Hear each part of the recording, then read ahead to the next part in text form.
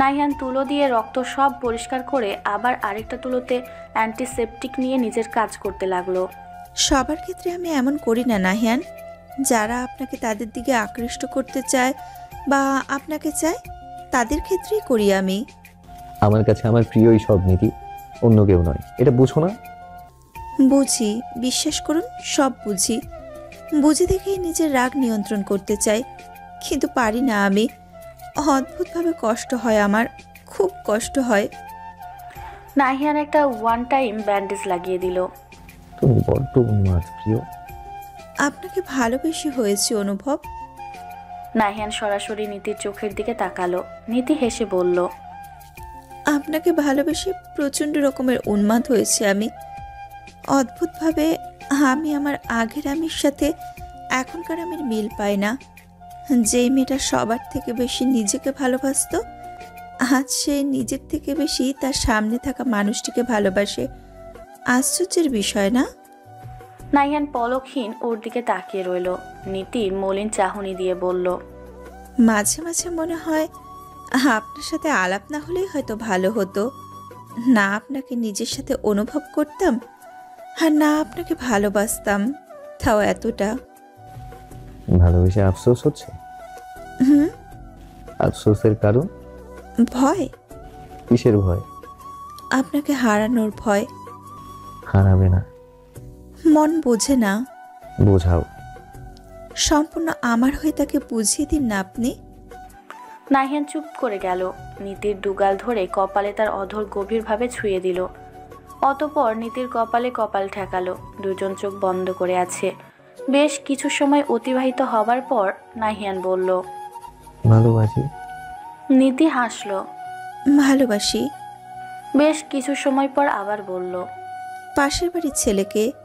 নাহিয়ান সঙ্গে সঙ্গে মাথা সরিয়ে ওর দিকে ভ্রু কুঁচকে তাকালো।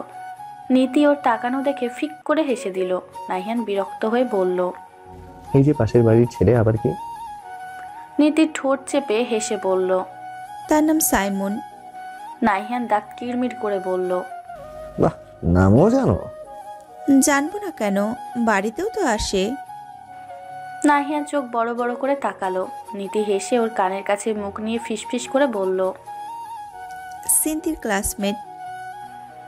নাহিয়ান আর চোখে ওর বামে তাকালো। নীতি এখনো ওভাবেই আছে। কানের কাছে ঝুঁকে আসায় ওর ঠোঁট নাহিয়ানের খুবই নিকটে ছিল। হুট করে নীতির ঠোঁটের কোণে একটা চুমুইকে উঠে দাঁড়ালো সে। মাথার চুল ঠিক করতে করতে বলল, নিচে চলো। বলেই সাবধানে বেরিয়ে গেল সে। আর নীতি, সে হতভম্ব হয়ে তার ঠোঁটের কোণে নাহিয়ানের স্পর্শকৃত জায়গায় হাত দিয়ে ওভাবেই ঝুঁকে আছে। তার পুরো শরীর ঠান্ডা হতে লাগলো। কপালেরটা তাও মানা যায়, কিন্তু এমন অনাকাঙ্ক্ষিত স্পর্শটা কেবল 1 সেকেন্ডেই সীমাবদ্ধ ছিল। তবুও নীতি ভীষণভাবে চমকে গিয়েছে। নীতিদের বাড়ির সামনে আসতেই তুর্না আরহামের দিকে তাকালো। নাহিয়ান আর শাফিন আজকেই এসেছে, কিন্তু সেটা আরহামকে বলেনি সে। প্রথমে সে জানতো না, কিন্তু জানার পরেও আরহামকে বলেনি সে। তার মন খুব করে চাইছিল আরহামের সাথে আসবে, আরহামের সঙ্গ আর একটু পাবে, কিন্তু এখন তো যেতেই হবে। কাল অবধি যে মেয়ের এই বাড়িতে আসার জন্য এত অস্থিরতা ছিল, আজ তার এখানে থাকার ইচ্ছেও নেই। নিজের এমন মনোভাবের জন্য নিজেই ক্ষণে ক্ষণে থমকাচ্ছে তুর্না।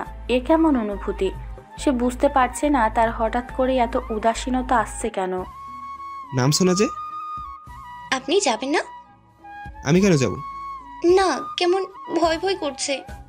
দেখো, এখানের কাউকে আমি চিনি না। হুট করেই এমন অপরিচিত পরিবেশে আমাকে দেখলে আর কি ভাববে? আর তুমি তো এখানে আসার জন্যই মন দিয়ে পড়াশোনা করলে, এখন কিসের ভয়? মানুষগুলো কি তোমার অপরিচিত? তুর্না চুপচাপ নেমে গেল। একবার উকি দিয়ে বলল, সাবধানে যাবেন। আরহাম কিছু বলল না, গাড়ি স্টার্ট দিয়ে এগিয়ে গেল। তুর্না ওর যাওয়ার পানে তাকিয়ে রইল। এত অদ্ভুত লাগছে কেন তার? যেন আরহাম না, তার নিজের কিছু তার থেকে দূরে যাচ্ছে। দুপাশে মাথা নেড়ে মন মস্তিষ্ক শান্ত করলো তুর্না। অতঃপর নীতিদের বাড়ির দিকে তাকিয়ে বলল, আমি এসে গিয়েছি। নীতি, প্রীতি, রীতি ভাবি। বলেই হাঁক ছেড়ে ভিতরে ঢুকলো সে। চঞ্চল চিত্তের মেয়ে সে, সব কিছুকেই যেন চঞ্চলতার মাঝে দাবিয়ে রাখতে জানে সে। তাড়াহুড়ো করে রেডি হয়ে নিচে নামলো বর্ষা। অ্যাসাইনমেন্টের চক্করে তার মাথা থেকেই বেরিয়ে গিয়েছিল আজ মেহেদি অনুষ্ঠান। বিকেলে যখন নীতি ফোন দিয়ে জিজ্ঞেস করলো এখনো আসিসনি কেন? সেই মুহূর্তে খেয়াল হলো তার।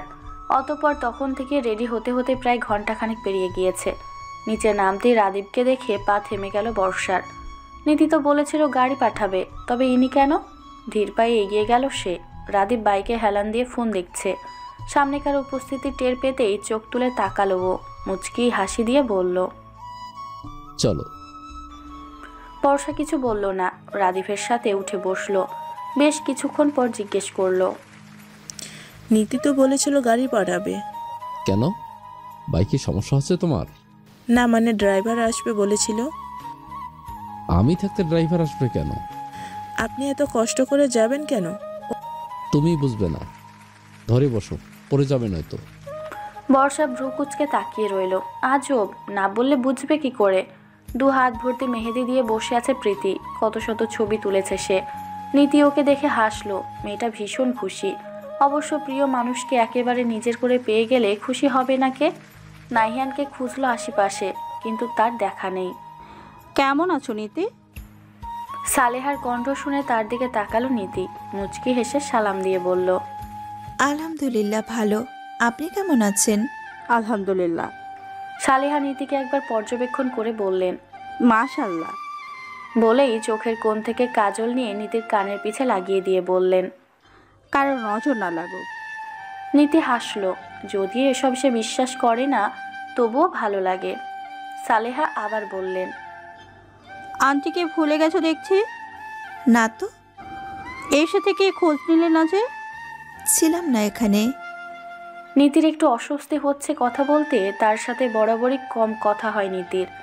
সালেহা হয়তো বুঝলেন। তিনি হেসে বললেন, এত জড়তা রাখতে নেই। একবার সবাইকে একটু চিনে নাও, পরবর্তীতে অসুবিধা হবে না। কিসে অসুবিধা? সালেহা আবার হাসলেন। দেখো, সরাসরি বলা গেলেও সরাসরি বলতে চাইছি না, তবু একটু বলি। নাহিয়ার আর তোমাকে নিয়ে আমার ইচ্ছের কথা তো জানোই। একটু নিজেদের সময় দাও, জানো। আশা করি মতের মতো উত্তর পাবো। নীতি চুপ রইল। সালেহা ওর মাথায় হাত বুলিয়ে চলে গেলেন। সেই মুহূর্তে নাহিয়ান ওর সামনে এলো। মা কি বলছিল? নীতি ওর দিকে তাকালো। হেসে ওর নাক টেনে বলল, বলেছে একজনের বউ করবে আমায়। তাকে একটু জেনে নেই আর সময় দেই। নাহিয়ান চমকে উঠে বলল, কার বউ করবে? তার ছোট বাদর নামক ছেলের। বলেই প্রীতির কাছে গিয়ে বসলো। নীতির কথার মানে কয়েক সেকেন্ড পরে বুঝলো নাহিয়ান। ঝটপট সেও নীতির কাছে গিয়ে বলল, তুমি আমাকে বাদর বললে? না, পাশের বাসার ছেলেকে বলেছি। এত পেঁচাল করো কেন তুমি? আমি কি করলাম? মেহেদি দিয়ে দেওয়া মেয়েটি ওদের কথার মাঝে জিজ্ঞেস করলো, কোনো ওয়ার্ড দিয়ে ডিজাইন করবেন আপু? নীতি এক পলক নাহিয়ানের দিকে তাকিয়ে উপনিস মাথা নাড়ল। মেয়েটি আবার জিজ্ঞেস করলো, কোন ওয়ার্ড? নীতির ঠোঁট কামড়ে কিছু ভাবলো, অতপর বলল, এক হাতে এন আর এক হাতে এ। ওর কথা শুনে প্রীতি বলল, তুই বাকি রেখেছিস কেন? ওটাও দিয়ে দে। নীতি ঠোঁট চেপে হাসলো। নাহিয়ানের দিকে তাকিয়ে দেখলো তার ঠোঁটের কোণেও হাসি। বেচারা প্রীতি কি বুঝবে নামের ওয়ার্ড সেম হওয়ার সুবিধা কতটা। নাহিয়ানের ডাক আশায় সে উঠে অপর দিকে গেল। কোথায় থেকে রাদিয়া এসে বসলো। মেহেদি দেওয়ার জন্য আরেকটা মেয়েও ছিল। তাকে বলল, আমাকে এন দিয়ে ডিজাইন করে দাও এই হাতে। কথাটা শোনা মাত্রই মাথায় রাগ চেপে বসলো নীতির। ভ্রুকুচকে জিজ্ঞেস করলো, তোমার নাম কি এন দিয়ে নাকি? রাদিয়া আমতা আমতা করতে লাগলো। প্রীতি বলে উঠল, আরে নীতি বুঝিস না, নাহিয়ান ভাইয়ার উপর সেরকম ফেদাও। রাদিয়া যেন লজ্জা পেল। নীতির রাগ এখন প্রীতির উপর গেল। আশ্চর্য, মেয়েটা জানে তো নাহিয়ানের সাথে নীতির বিয়ের কথা চলছে, তাহলে এসব করতে নিষেধ করছে না কেন? পর মুহূর্তেই মনে পড়ল শুরুর দিকে ওদের সম্পর্ক তো এমনই ছিল, যার কারণে প্রীতি ধরেই নিয়েছে এই বিয়ে হবে না। নীতি না পারছে বলতে, না পারছে সহ্য করতে। হুট করে রাদিয়ার মা আসলো সেখানে। মেয়ের পাশে বসে বলল, ওরে সুন্দর কইরা মেহেদি দিয়া দিবা। ওই মেয়েদের দেখলাম নামের অক্ষর দিয়েছে, ওরে আর অক্ষর দিয়ে করে দাও। মেয়েটা কিছু বলবে তার আগেই রাদিয়া ওকে নিষেধ করলো কিছু বলতে। নীতির খুশি দেখে কে উপরের দিকে তাকিয়ে বলল, থ্যাংক ইউ। অনুষ্ঠান শেষে ছোটরা সব ছাদে এসে বসেছে। বর্ষা 2 হাতের মেহেদি শুকাচ্ছে।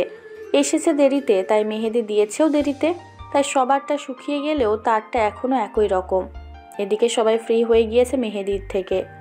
সবার আড্ডার মাঝেই নাহিয়ান গিটার হাতে নিল। তা দেখে রীতি বলে উঠল, গান গাইবি নাকি? নাহিয়ান হেসে বলল, কেন, গাইলে দোষ হবে? দোষ হবে না, তবে নাহিয়ান তো কখনো সবার সামনে গান গায় না।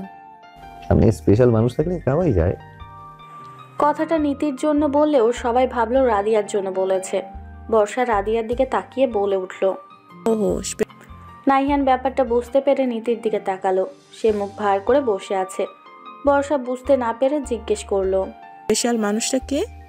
রাদিয়া লজ্জামাখা কণ্ঠে বলল, মনে হয় আমি। নীতি আর ওখানে বসে থাকতে পারল না, উঠে রাদিয়ার থেকে দূরে গিয়ে দাঁড়ালো। নাহিয়ান মুচকি হেসে শুরু করলো, কেউ তোমাকে ভীষণ ভালোবাসে, তুমি আর শুধু তুমি ছাড়া অন্য কিছু না বুঝুক। কেউ তোমার কোলে মাথা রেখে ভীষণ হাসুক, তুমি একটু দূরে গেলে লুকিয়ে আনমন ভীষণ কাঁদুক। তুমি তো চেয়েছিলে ঠিক এমনই একজন। দেখো না, আমি পুরোটাই তোমার ইচ্ছে মতো। হুট করেই থামলো নাহিয়ান। নীতির দিকে তাকিয়ে বসা থেকে উঠে দাঁড়ালো। অতঃপর সবার সম্মুখে জোরে বলে উঠল, মিস প্রিয়না। নীতি চমকে তাকালো হঠাৎ এভাবে ডাকাতে। নাহিয়ান হেসে বলল, দিস ইজ ফর ইউ। তুমি আমার অনেক শখের খুঁজে পাওয়া এক প্রজাপতি নীল।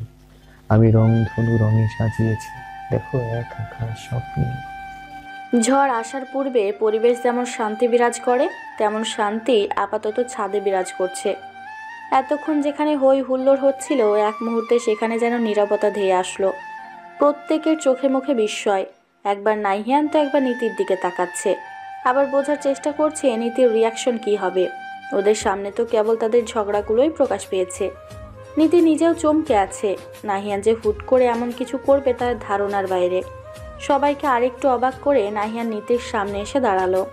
চমকে গিয়েছো? ভীষণভাবে। নাহিয়ান হাসলো। সম্পূর্ণ তোমার হওয়ার প্রথম ধাপ পূর্ণ করলাম প্রিয়। নীতি বলার মতো কিছু পেল না, আর চোখে রাদিয়ার দিকে তাকালো। মেয়েটা হা হা করে তাকিয়ে আছে। আশেপাশে চোখ বুলিয়ে নীতি পুনরায় চোখ ফিরালো নাহিয়ানের দিকে। ঢোক গিলে বলল, সবাই আছে এখানে। নাহিয়ানা আবারও তার নজর কাড়া সেই হাসি দিল। অতঃপর বলল, এখনো পুরো দুনিয়া দেখা বাকি প্রিয়। খুব তো কষ্ট পেতে আমার জন্য, নাও তোমার সব সমস্যার সমাধান করে দিলাম। নীতি আবারও রাদিয়ার দিকে তাকালো। অদ্ভুতভাবে হৃদস্পন্দন বাড়ছে তার। 1 পা 2 পা করে পিছিয়ে যেতে লাগলো সে। এখানে দাঁড়িয়ে থাকলে নির্ঘাত লজ্জায় মরে যাবে সে। শুভ্র, আপনার শুভ্র পুরুষকে ফেলে চলে যাবে? নীতির পা থেমে গেল। হুটহাট কোনো কিছু মেনে নিতে আমাদের কষ্ট হয়, তেমনটা নীতির ক্ষেত্রেও হচ্ছে। সে বুঝে উঠতে পারছে না তার কী রকম প্রতিক্রিয়া দেওয়া উচিত। নাহিয়ান হয়তো বুঝতে পারলো সেটা। শান্ত কণ্ঠে বলল, সম্পূর্ণরূপে তোমার হওয়ার প্রথম ধাপ তো আমি পূর্ণ করলাম, তুমি কেন পিছিয়ে যাচ্ছ? নীতি নিশ্চুপ। কিছু না বললে এবার সত্যি অন্যের কাছে চলে যাব। নাহিয়ানের কথা শুনে ভ্রু কুচকে তাকালো নীতি। বুকে হাত গুজে বলল, কার কাছে যাবেন শুনি? নাহিয়ান ঠোঁট কামড়ে হাসলো। প্রিয়নার কাছে। নীতি হাসলো। স্বাভাবিক হলো একটু। নার্ভাস হয়ে গিয়েছিল হঠাৎ সবার সামনে নাহিয়ানের এভাবে বলায়। সবাই এতক্ষণ চুপ থাকলেও বর্ষা এবার বলে উঠল, হচ্ছেটা কি? 2 জন ওর দিকে তাকালো। নাহিয়ান আবার চোখ ফেরালো নীতির দিকে। লম্বা নিঃশ্বাস নিয়ে বলল, আমার প্রিয়র মুখে উদাসীনতা মানায় না। আমি চাই না আমার প্রিয় কষ্ট পাক। আমি তাই সবার সামনেই বলছি, ভালোবাসি নীতি। অতঃপর হাত বাড়িয়ে দিয়ে বলল, জীবনের প্রতিটা পদক্ষেপে তোমায় চাই প্রিয়, থাকবে তো? নীতি হেসে ওর হাতে হাত রাখলো। চোখে চোখ রেখে বলল, ভালোবাসি অনুভব। আর সবার বিস্ময় কাটছে না, এখনো অবাক হয়ে দেখছে। কিন্তু বর্ষা বিস্ময়তা ভরা কণ্ঠ নিয়েই বলল, তার মানে প্রিয় আর অনুভব, নাহিয়ান আর নীতি। নীতি ওর দিকে তাকিয়ে ঠোঁট কারণে মাথা উপর নিচ নাড়ল।